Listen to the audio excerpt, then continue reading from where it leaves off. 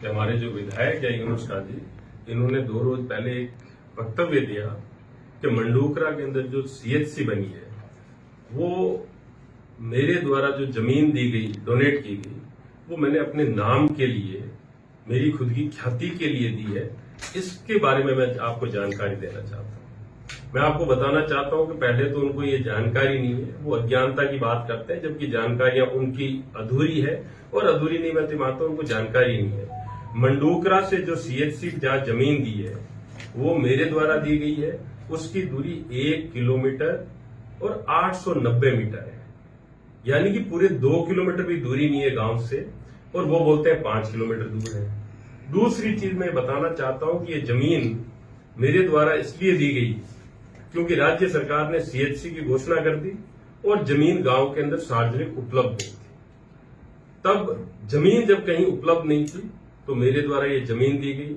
और जहां तक मेरी ख्याति का सवाल है, जमीन हमने 5 बीघा दी, और ना तो जो ये सामुदायिक स्वास्थ्य केंद्र है इस पे ना तो मेरा नाम लिखा है, ना मेरे किसी पूर्वजों का नाम लिखा है, ना हम कभी लिखवाएंगे।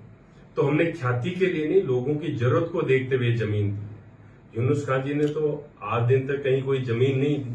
और मेरा ये मानना है कि उन्होंने, फिर दोहराऊंगा, कि जो सबसे बड़ा जमीन घोटाला डीडवाना में किसी ने किया है तो यूनुस खान जी ने किया है। और झूठ की हद तब हो जाती है जब 2 रोज पहले वो बोलते हैं कि अगर कोई पत्रकार, जो एक पत्रकार जी लगातार वही उनसे सवाल पूछते हैं, उसी को वो जवाब देते हैं। तो उनको ये कहा गया कि ये जमीन जो जहां ये प्राइवेट कॉलेज चल रहा है वो पब्लिक प्राइवेट मोड पे है। तो मैं ये पूछना चाहता हूं कि लीज मेरे सामने है, मेरे पास है, जिस लीज का मैं लगातार हवाला देता हूं, इस लीज में कहीं पे भी ये नहीं लिखा हुआ है कि ये पब्लिक प्राइवेट मोड पे है, उस पे बनी है।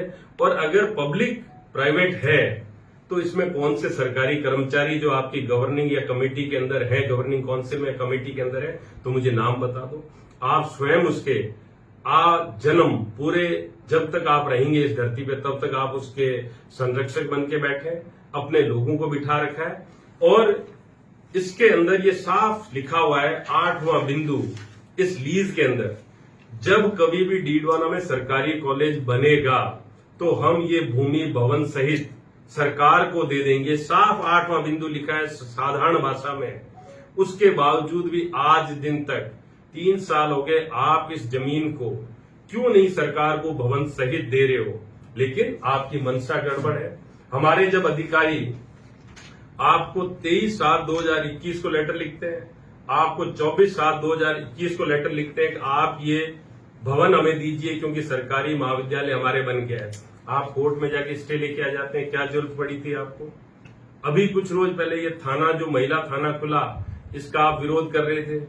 तो ये थाने की जो स्वीकृति आई थी, ये स्वीकृति जब कांग्रेस का राज था 13/3/2023 में आ चुकी थी।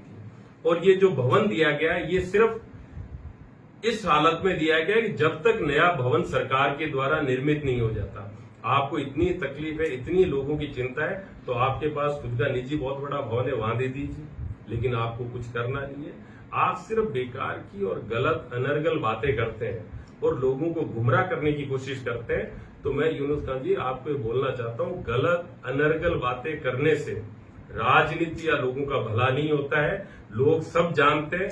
आप ये बोल रहे थे, कभी बोलते हैं राजेश खन्ना की फिल्म है, उसका गाना है, धर्मेंद्र की फिल्म है। ये फिल्में छोड़ो, धरातल पे काम करो। आप ये बोलते हो मैंने कृषि महाविद्यालय हमारी कांग्रेस की सरकार ने बनाया, उसमें स्टाफ नहीं है। बिल्कुल नहीं है, तो आप विधायक बने, आप स्टाफ की व्यवस्था करिए।